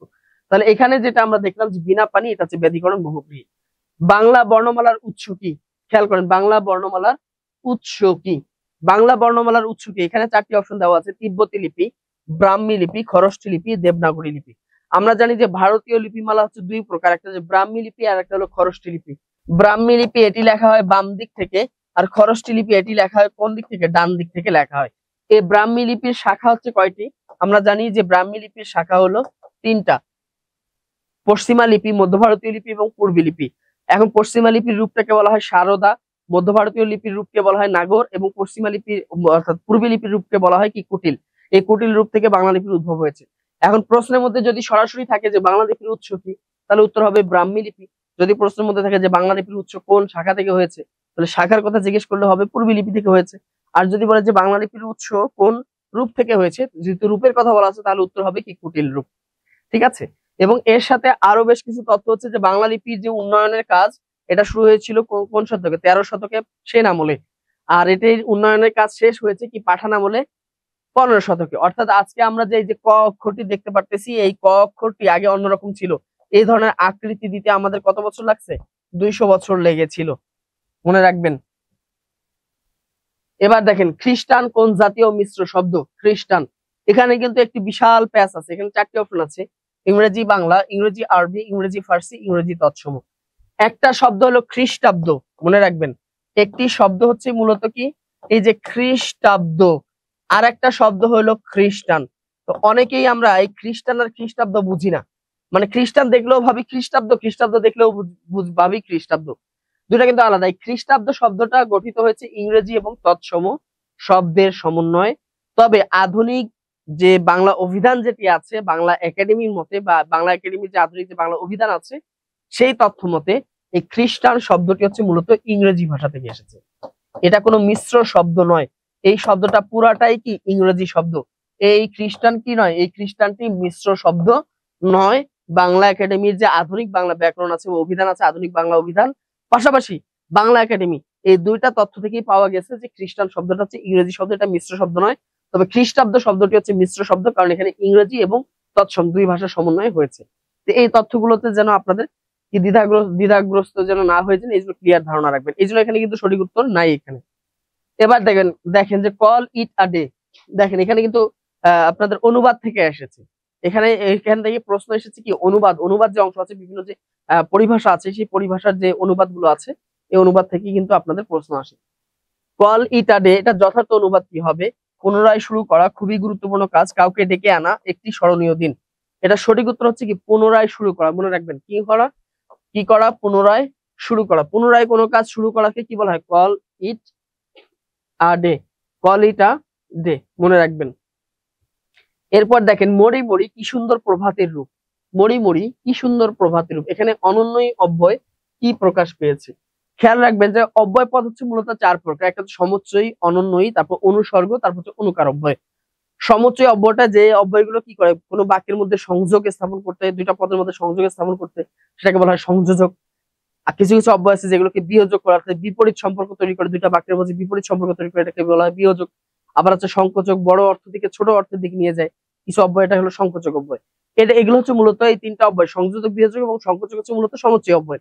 আর একটা হচ্ছে অনন্যই অব্যয়। অনন্যই অব্যয় বলতে বোঝায় যে যে অব্যয়গুলো মূলত বাক্যে ব্যবহৃত হয়, এটা হলেও অর্থের কোনো পরিবর্তন হয় না, না হলেও অর্থের কোনো পরিবর্তন হয় না। যেমন দেখেন, কি সুন্দর প্রভাতের রূপ, এখানে কি করেছে, কি সুন্দর প্রভাতের রূপ, একটা আনন্দ প্রকাশ করেছে। আর এর সামনে আমি বলেছি মরি মরি কি সুন্দর প্রভাতের রূপ, এখানে মরি মরি যে অব্যয়টি বলেছি, এটা যদি না বলতাম প্রভাতের রূপ কি কমে যাইতো নাকি বাড়তো? কোনো দরকার ছিল না। তার মানে এখানে দেখে যে মরি মরি যদি আমি ব্যবহার নাও করি, কি সুন্দর প্রভাতের রূপ যে অর্থ প্রদান করতো সে অর্থই কিন্তু প্রদান করবে। পাশাপাশি মরি মরি বলার কারণে যে অর্থ ছিল সে অর্থের মূল্যায়ন কিন্তু কমেও নাই বাড়েও নাই, যেটা অর্থ ছিল সেটাই কিন্তু ঠিক আছে। এই ধরনের অব্যয়গুলো, অর্থাৎ সহজ কথা হচ্ছে অপ্রয়োজনীয় অব্যয়, যে অব্যয়গুলো ব্যবহারের কোনো দরকার নেই, তারপর আমরা সৌন্দর্যের জন্য ব্যবহার করি, তাহলে এগুলোকে বলা হয় কি অনন্যই অব্যয়। যেমন আমরা অনেক সময় বলে থাকি যে কি এ যন্ত্রণা কি, মানে এই কষ্ট কি এই কষ্ট সহ্য করা যাচ্ছে না। এই কষ্ট সহ্য করা যাচ্ছে না মানে কি আমি যন্ত্রণা প্রকাশ করতেছি, তারপর আমরা কি বলি না এই কষ্ট সহ্য করা যাচ্ছে না। আচ্ছা না, এই যে অব্যয়টি আমি বললাম এতে কি কষ্ট আমার বেড়েছে নাকি কমেছে? কিছুই হয়নি। তার মানে এগুলো হচ্ছে অপ্রয়োজনীয় অব্যয়, এইটাকে বলা হয় অনন্যই অব্যয়। তো এখানে মরি মরি কি সুন্দর প্রভাতের রূপ, এখানে মূলত প্রকাশ করেছে কি আনন্দ প্রকাশ করা হয়েছে। যন্ত্রণা হবে না, বিরক্তি হবে না, সম্মতি হবে না, উচ্ছ্বাস হবে। উচ্ছ্বাস এবং আনন্দ একই জিনিস, উচ্ছ্বাস প্রকাশ করেছে বা আনন্দ প্রকাশ এখানে করেছে। তাহলে সঠিক উত্তর হচ্ছে কি উচ্ছ্বাস প্রকাশার্থে এখানে ব্যবহৃত হয়েছে। সম্বোধন পদের পরে যে চিহ্নটি ব্যবহৃত হয় তার নাম কি? সম্বোধন পদ বলতে কি বোঝায়? কাউকে আহ্বান করার জন্য তাকে যে নামে ডাকা হয় বা আহ্বান করার জন্য যে শব্দটা তাকে উদ্দেশ্য করে বলা হয় সেটাকেই বলা হয় সম্বোধন পদ। যেমন আমরা বলে থাকি ওহে যুবক, খেয়াল করেন, ওহে যুবক এদিকে এসো, বলি কিনা এদিকে এসো। আবার আমরা বলে থাকি কি বলে থাকি, সজীব এদিকে এসো, খেয়াল করেন এদিকে এসো। এই যে আমরা একজনকে আহ্বান করতেছি, কি বলে একজনকে আহ্বান করলাম, ওহে যুবক এদিকে এসো, এই যে যুবক বলে তাকে আহ্বান করলাম, আর একজনকে নাম ধরে আহ্বান করলাম যে সজীব এদিকে এসো, এইটাকে বলা হয় সম্বোধন পদ। এই সম্বোধন পদের পরে কি বসে? কমা চিহ্নটি ব্যবহৃত হয়, মনে রাখবেন। সম্বোধন পদের পরে কি চিহ্ন বসে? কমা চিহ্নটি বসে। এরপর দেখবো বুক পোস্ট, এটার পারিভাষিক রূপ কোনটি? এই বুক পোস্ট এটার পারিভাষিক রূপ কোনটি? অনেক পরীক্ষায় কিন্তু এটা এসেছিল। বুক পোস্ট এর পারিভাষিক রূপ কোনটি হবে? ডাকঘর, খোলা ডাক, উপবিধি নাকি লেখ সত্য? ডাকঘর বলতে কি বোঝায়? পোস্ট অফিস, পোস্ট হাউস, এটা হচ্ছে ডাকঘর। ডাকঘরের ইংরেজি পারিভাষিক রূপ। আরেকটা হলো উপবিধি, উপবিধির ইংরেজি পারিভাষিক রূপ হচ্ছে কি বাই লস, বাই লস, ঠিক আছে, বাই ল বা বাই লস। আর একটা হলো লেখ সত্য, লেখ সত্যের ইংরেজি পারিভাষিক রূপ হচ্ছে কি আমরা জানি অথরশিপ, অথবা কি বলা হয় কপিরাইট। আচ্ছা, আরেকটি হলো লেখ সত্য, এই লেখ সত্যের ইংরেজি হচ্ছে কি অথরশিপ বলা হয়, অথবা আমরা বলি যে কপিরাইট আইন। এই কপিরাইট বা অথরশিপ শব্দের পারিভাষিক বাংলা পারিভাষিক রূপ হচ্ছে কি লেখ সত্য, আর উপবিধি হচ্ছে বাই ল বা বাই লস। আর ডাকঘর এটা হচ্ছে পোস্ট অফিস অথবা কি পোস্ট হাউস বলা হয়ে থাকে। তাহলে একটাই অপশন আছে, সেটা হচ্ছে কি বুক পোস্ট। এটার বাংলা পারিভাষিক রূপ হচ্ছে কি এটা বাংলা পারিভাষিক রূপ হচ্ছে কি খোলা ডাক, মনে রাখবেন এটার বাংলা পারিভাষিক রূপ হলো কি খোলা ডাক। এরপর দেখি আমরা কোনটি দেশি শব্দের উদাহরণ। দেখেন দেশি শব্দ, আমি একটু আগে বলেছি যে বাংলা শব্দগুলো চারটা উৎস থেকে এসেছে, তৎসম, অর্ধ তৎসম, তদ্ভব, আর একটা হলো দেশি শব্দ। এখানে দেখেন লুঙ্গি যে শব্দটি আছে, লুঙ্গি লুঙ্গি লুঙ্গি একটা শব্দ আছে, খোকা একটি শব্দ আছে, সম্রাট একটি শব্দ আছে, আর একটি হলো গঞ্জ। এখানে আমরা জানি যে গঞ্জ, কুড়ি, ডাগর, টোপর, চোঙ্গা, তাই না?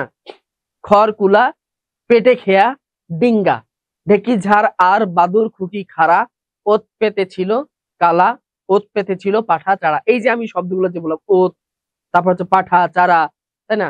গঞ্জ, কুড়ি, ডাগর, টোপর, চোঙ্গা, খড় কুলা, পেটে খেয়া, ডিঙ্গা, তাই কিনা? তারপর হচ্ছে কি চাউল, তারপর হচ্ছে কি এই যে শব্দগুলো যে আমি বললাম, এই শব্দগুলো হচ্ছে মূলত দেশি শব্দ। তাহলে সেই অনুযায়ী এখানে বলা যায় যে গঞ্জ যে শব্দটি আছে এটি হচ্ছে কি মূলত দেশি ভাষার শব্দ। এবার দেখবো আমরা কোনটি রূপক কর্মধারয় সমাস। কোনটি রূপক কর্মধারয়? কর্মধারয় সমাস হচ্ছে চার প্রকার। একটা হচ্ছে মধ্যপদলোপী কর্মধারয়, একটা হচ্ছে কি উপমান কর্মধারয়, উপমিত কর্মধারয়, আরেকটি হচ্ছে রূপক কর্মধারয়। মনে রাখবেন মধ্যপদলোপী কর্মধারয়, যেমন আপনি দেখেন আগে দেখি যে কর্মধারয় যে সমষ্টি আছে, খেয়াল রাখবেন কর্মধারয় সমষ্টি মূলত বিশেষণ, বিশেষণ প্লাস বিশেষ্য পদ, এই দুই পদ মিলে কি হয় কর্মধারয় সমাস হয়। যেমন আমরা যদি বলি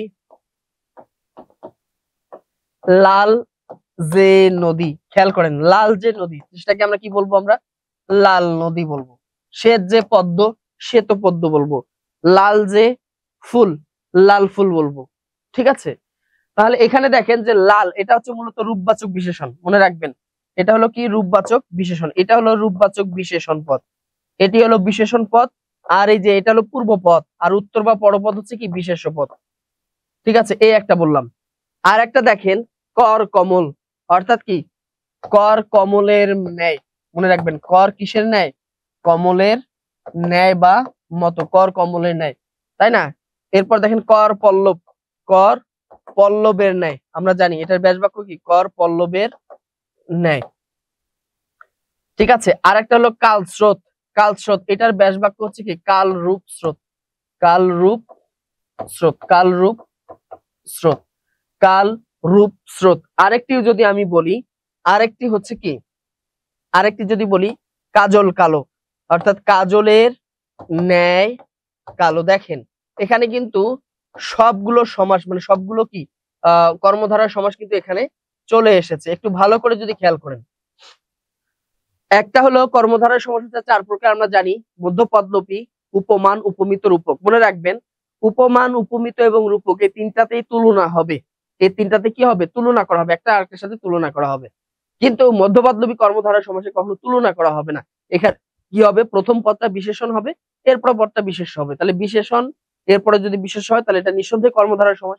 তাহলে নীল যে পদ্ম, বা নীল যে নদী, বা লাল যে নদী, তাই না? নীল যে পদ্ম, নীল পদ্ম। শ্বেত যে পদ্ম, শ্বেত পদ্ম।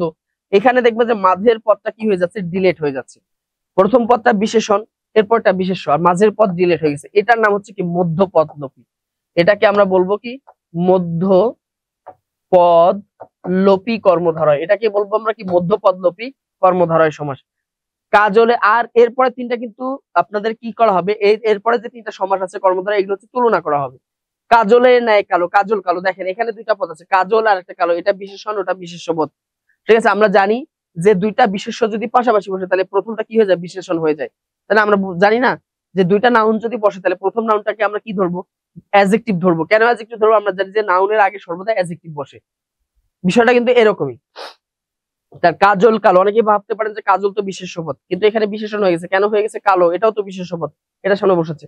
তাহলে দেখেন কাজল কালো, কাজল দেখতে কেমন? কালো। আর কালো তো নিজেও কালো। তার মানে এই এই যে তুলনাটা করা হয়েছে কাজলের সাথে কালো, এটা তো ঠিক আছে। তার মানে এটা কি সত্য? তার মানে এটা হচ্ছে কি? এটাকে বলা হবে কি? উপমান। অর্থাৎ তুলনাটা যদি সত্য হয়, তাহলে উপমান কর্মধারয়। এখন দেন কর কমলের ন্যায়, কর কখনো কি কমলের মতো হইতে পারে? কমল হইতে পারে? কর কি কখনো কমল হয়? নাকি কর কখনো কি পল্লবের মতো হয়? হয় না। কখনো কি বজ্রকণ্ঠ, কখনো কি কণ্ঠ বজ্রের মতো হয়? বলেন তো দেখি, বজ্রকণ্ঠ। দেখেন বজ্রকণ্ঠ যদি আমি বলি, বজ্রকণ্ঠ, বজ্র কি কখনো কণ্ঠের মতো হতে পারে? কণ্ঠ কি কখনো বজ্রের মতো হতে পারে? কোনো দিক দিয়ে হইতে পারে না, তাই না? বজ্র এক ধরনের আকৃতি, কণ্ঠের আর এক ধরনের আকৃতি। কণ্ঠ হচ্ছে মানুষ, এই যে কণ্ঠ। আর বজ্র বলতে কি? বজ্রপাত, তার রং ভিন্ন রকম, সেটা থাকে কোথায়? মেঘের মধ্যে থাকে, সেখান থেকে উৎপন্ন হয়। দুইটার কিন্তু বৈশিষ্ট্য আলাদা, সবকিছু আলাদা। তারপরে কি করেছে? যে একটা মানুষ হয়তো উঁচু গলায় কথা বলে, এই জন্য বলেছে বজ্রকণ্ঠ, জাস্ট তার সাথে তুলনা করার জন্য। তাহলে এটা, এই তুলনাটা হচ্ছে কি? মিথ্যা। এটার বৈশিষ্ট্যগত দিক থেকে মিলতেছে না। কিন্তু কাজল কালো, কাজল নিজেও কালো, কালো নিজেও কালো, বৈশিষ্ট্য মিলে যাচ্ছে। তাহলে এইটাকে বলা হয় কি? এটাকে আমরা কি বলবো? আমরা এই যে তাহলে কর কমল এবং কর পল্লব, এই দুইটা হয়ে যাবে উপমিত। তার মানে এখানে যে তুলনাটা করা হয়েছে, এই তুলনাটা হচ্ছে অবাস্তব তুলনা। আর একটা হচ্ছে কাল স্রোত, কাল, কালের সাথে স্রোতের তুলনা করা হয়েছে। দেখেন কাল এক জিনিস, দেখেন কাজলের বৈশিষ্ট্য আর কালোর বৈশিষ্ট্য কিন্তু এক, দুইটাই কালো। আর বজ্র এবং কণ্ঠের কোনো বৈশিষ্ট্য কিন্তু কোনো মিল নাই। আর একটা বিষয় হচ্ছে কাল এবং স্রোত, এর কিন্তু দেখবেন দুইটা জিনিস কিন্তু দুই রকম, তবে বৈশিষ্ট্য মিল আছে, একটুখানি মিল আছে, মানে কাছাকাছি, একদম মিল না। কাল, কাল কি করে যায়? কাল মানে হচ্ছে সময়, সময় কি করে যায়? স্রোতের মতো বয়ে যায়, স্রোতও বয়ে যায়, সময়ও বয়ে যায়, স্রোতও বয়ে যায়। মানে তাদের কাজের দিক থেকে মিল আছে, কিন্তু দুইটার কিন্তু বৈশিষ্ট্য কিন্তু একরকম না। তাদের হয়তো কাজ কি বা একটুখানি কাছাকাছি বৈশিষ্ট্য মিল আছে, মানে পরিপূর্ণ বৈশিষ্ট্য মিল নেই। যেমন কাল দেখতে একরকম, স্রোত দেখতে একরকম, দুইটা কিন্তু ভিন্ন জিনিস। কাজল কিন্তু দেখতে কালো, আর কালো রংটাও কিন্তু কালো, দুইটা কিন্তু একই জিনিস, কিন্তু দুইটার কিন্তু বৈশিষ্ট্য কিন্তু এক, কিন্তু কাল এবং স্রোতের বৈশিষ্ট্য কিন্তু এক না। হয়তো তাদের কাজের যে একটু গুণাবলী বা কাজের একটুখানি বৈশিষ্ট্য হচ্ছে তাদের এক, সেটা হচ্ছে কি দুইটাই বয়ে চলে। তাহলে মনে রাখবেন, এই যে তুলনা, যেটা হচ্ছে বাস্তব তুলনা, উপমান, অবাস্তব তুলনা হচ্ছে উপমিত, আর এমনি মানে অল্প একটু তুলনা মানে কাছাকাছি হয়েছে, তুলনাটা কাছাকাছি হয়েছে, সেটাকে বলে রূপক কর্মধারয়। আর এটার মাঝে ব্যাস বাক্যের মাঝে কি বসে? রূপ বসে, যেমন কাল রূপ স্রোত, কাল রূপ স্রোত, এটাই হচ্ছে কি রূপক কর্মধারয় সমাস, মনে রাখবেন। এই যে দেখেন উষ্ণিস শব্দের অর্থ কি? উষ্ণিস শব্দের অর্থ কি বলেন দেখি? এই যে শব্দের অর্থ থেকে কিন্তু এসেছে। উষ্ণিস শব্দের অর্থ কি? অত্যন্ত উষ্ণ, কুসুম কুসুম উষ্ণ, পাগড়ি নাকি শীতের আমেজ? খেয়াল করেন এখানে একটু টেকনিক্যাল, মানে একটু যদি আপনি গভীর মাথায় চিন্তা করেন, ঠান্ডা মাথায়, এর উত্তরটা কিন্তু আপনি নিজেও দিতে পারবেন। অত্যন্ত উষ্ণ, কুসুম কুসুম উষ্ণ, শীতের আমেজ। দেখেন এই তিনটা অপশন দেখেন কাছাকাছি না? একটা অপশন দেখতেছেন ভিন্ন, সেটা হচ্ছে পাগড়ি। মনে রাখবেন উষ্ণিস শব্দের অর্থ হচ্ছে কি হবে? পাগড়ি। উষ্ণিস শব্দের অর্থ কি দিবে? পাগড়ি দিবে। এরপর দেখি পরবর্তী যে প্রশ্নটি আছে, দেখেন নাটিকা কোন অর্থে স্ত্রীবাচক শব্দ? দেখেন নাটিকা, নাটিকা বলতে কি বোঝায়? এটার পুরুষবাচক শব্দ হচ্ছে নাটক। মনে রাখবেন কোন শব্দের শেষে যদি ক থাকে, ক থাকে অথবা অক থাকে, যেমন দেখেন নাট, ট এর সাথে অ আছে, অক, অথবা কোন শব্দের শেষে যদি ক থাকে, তাহলে এই কটা কি হয়ে যায়? ইকা হয়ে যায়। ইকা মানে কি? এটার স্ত্রীবাচক শব্দ এভাবে করতে হয় যে না, এই যে ইকা, ইকা যুক্ত হবে, ই কা যুক্ত হয়, অর্থাৎ যে কটা আছে সেই কয়ের সাথে কা যুক্ত হবে, তার পূর্ব বর্ণে ইকার যুক্ত হবে। তার পূর্ব বর্ণ কি ছিল? ট ছিল, এই টটা ইকার হয়ে যাবে, অর্থাৎ নাটিকা হয়ে যাবে। এই নাটকের, ছোট নাটককে বলা হয় নাটিকা বলা হয়। এটা ক্ষুদ্র অর্থে হয়েছে, এটা সমার্থেও হয়নি, বৃহদার্থেও হয়নি, বিপরীতার্থেও হয়নি। নাটিকা কি হয়েছে? ক্ষুদ্র অর্থে স্ত্রীবাচক শব্দ। অর্থাৎ একটা হচ্ছে নাটক বলতে একটা পরিপূর্ণ নাটককে বোঝায়। ধরেন যে এটা 1 ঘন্টার একটা, 1 ঘন্টার একটা অভিনয়কে নাটক বলতেছি, আর 1 মিনিটের অভিনয়কে আমরা কি নাটক বলতে পারি না? এটাকে বলবো আমরা কি? নাটিকা। তার মানে এটা স্ত্রীবাচক শব্দ, গঠনগত দিক থেকে স্ত্রীবাচক শব্দ, তবে কি অর্থ দিয়েছে এখানে? ক্ষুদ্র, ক্ষুদ্র অর্থ এখানে দিয়েছে। এবার দেখবো আমরা শিরে সংক্রান্তি বাগধারাটির অর্থ কি। তাহলে দেখেন আজকে বাগধারা থেকে কিন্তু দুই তিনটা প্রশ্ন কিন্তু এসেছে। শিরে সংক্রান্তি বাগধারা অর্থ কি? আসন্ন বিপদ, মাথা ব্যথা, মহাবিপদ নাকি মাথার বোঝা? কোনটি হবে? আমরা সকলেই জানি যে শিরে সংক্রান্তি বাগধারাটির যে অর্থটি, শিরে সংক্রান্তি বাগধারার অর্থ হচ্ছে কি? আসন্ন বিপদ। তো শিক্ষার্থীবৃন্দ যারা এতক্ষণ দেখলেন, দীর্ঘ সময় ধরে ক্লাসটি উপভোগ করেছেন, বিশেষ করে যারা 19তম শিক্ষক নিবন্ধন পরীক্ষা দিবেন, আমি তো সেই শুরুতেই বলেছি যে 19তম শিক্ষক নিবন্ধন পরীক্ষা কিন্তু অন্যান্য পরীক্ষা থেকে একটু আলাদা হবে, এবং এখানে প্রতিযোগীর সংখ্যা কিন্তু অনেক বেশি হবে। এবং পাশাপাশি এখানে যারা ম্যাচিউরড প্রতিযোগী আছেন, অর্থাৎ যারা পড়াশোনা অনেক বেশি এগিয়ে আছেন, তারা কিন্তু এবার কিন্তু নিবন্ধনের পরীক্ষাটি দিবেন, কারণ গণবিজ্ঞপ্তি যেহেতু উঠে যাচ্ছে, যেহেতু এখন হচ্ছে কি পরীক্ষার রেজাল্ট হয়ে গেলে সরাসরি নিয়োগ হবে। তো এত কিছু সুযোগ সুবিধা আসার কারণে কিন্তু আপনাদের পরীক্ষাগুলো, অর্থাৎ 19তম নিবন্ধনটা কিন্তু হয়ে যাবে কিন্তু একটা স্পেশাল নিবন্ধনের মতো হয়ে যাবে, কারণ এখানে প্রতিযোগীর সংখ্যা অনেক বেশি হবে। তাই যারা চাকরির প্রস্তুতি নিতে চাচ্ছেন বা যারা মনে করতেছে সার্কুলার আসলেই প্রস্তুতি নিব, তাদের উচিত হবে এখন থেকেই চাকরির প্রস্তুতি নেওয়া। তাই যারা চাকরির প্রস্তুতি সংক্রান্ত বা নিবন্ধন সংক্রান্ত যে কোনো তথ্য জানতে, অথবা বিদ্যাবাড়িতে চলমান যে কোনো কোর্স সংক্রান্ত তথ্য সম্পর্কে যদি আপনারা জানতে চান, তাহলে এই নম্বরটিতে আপনারা যোগাযোগ করতে পারেন। এই নম্বরে যোগাযোগ করে আপনি যে কোনো চাকরি সংক্রান্ত তথ্য এখান থেকে আপনি জানতে পারবেন। এছাড়াও আমাদের যে ওয়েবসাইট আছে www.বিদ্যাবাড়ি.com, এই ওয়েবসাইটে প্রবেশ করে আপনারা বিভিন্ন চাকরি সংক্রান্ত তথ্য, বিভিন্ন ফ্রি সার্ভিস এখানে আপনাদের জন্য আছে, এগুলো আপনারা উপভোগ করতে পারেন। পাশাপাশি আমাদের যে ফেসবুক পেজ আছে, এই ফেসবুক পেজ থেকেও আপনারা বিভিন্ন ধরনের চাকরি সংক্রান্ত তথ্যগুলো আপনারা পেয়ে যাচ্ছেন, প্রতিনিয়ত দেওয়া হয়, আপনারা এখানে যুক্ত থাকবেন। এছাড়া আমাদের ইউটিউব চ্যানেলের মাধ্যমে আপনি এই যে বিশেষ যে ভিডিওটি এটি দেখতে পারতেছেন, বিশেষ যে ক্লাসটি দেখতে পারতেছেন আপনারা, তো এইগুলোর সাথে অবশ্যই আপনারা যুক্ত থাকবেন। এগুলোর সাথে যদি আপনি নিয়মিত যুক্ত থাকেন, তাহলে আপনার ক্ষেত্রে চাকরির প্রস্তুতি নেওয়াটা অত্যন্ত সহজ হয়ে যাবে। তো শিক্ষার্থীবৃন্দ এতক্ষণ যারা এই ক্লাসে যুক্ত ছিলেন, তাদের অসংখ্য ধন্যবাদ জানিয়ে আজকে আমি এখানেই শেষ করে দিচ্ছি। সবাই ভালো থাকবেন, সুস্থ থাকবেন, এবং সর্বোপরি যে কথাটি সেটা হচ্ছে, যারাই নিবন্ধন পরীক্ষা দেন না কেন, অথবা আপনি যে কোনো চাকরির পরীক্ষা দেন না কেন, অবশ্যই প্রস্তুতিটা থাকা দরকার অনেক আগে থেকেই। এমন না যে সার্কুলার হোক তারপর প্রস্তুতি নিব, এই চিন্তা ভাবনা মাথা থেকে একদম ঝেড়ে ফেলতে হবে। তো সবাই ভালো থাকবেন, সুস্থ থাকবেন, আজকে এখানেই শেষ করে দিচ্ছি। আসসালামু আলাইকুম।